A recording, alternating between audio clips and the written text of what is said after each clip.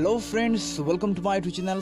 आज विषय हूँ डीप ब्रीदिंग बा गभीर प्रश्वासर उपकारिता।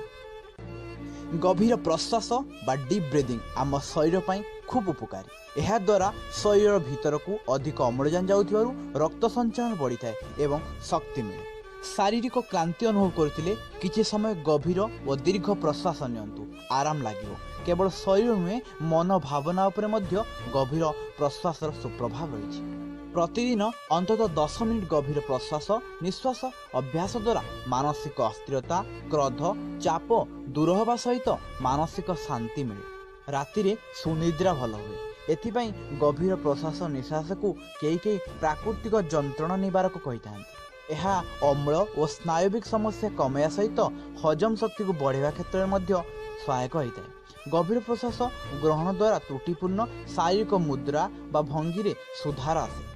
गभीर प्रश्वास नेबा द्वारा मेरुदंड आपे आपे सीधा हो जाए। यही गभीर प्रश्वास बा डीप ब्रीदिंग द्वारा मेरुदंड जनित जदि विकार थाए ताहा दूर हुए। ठीक अच्छे फ्रेंड्स, आज आम डीप ब्रीदिंग बा गभीर प्रश्वासर उपकारिता विषय जानिलु।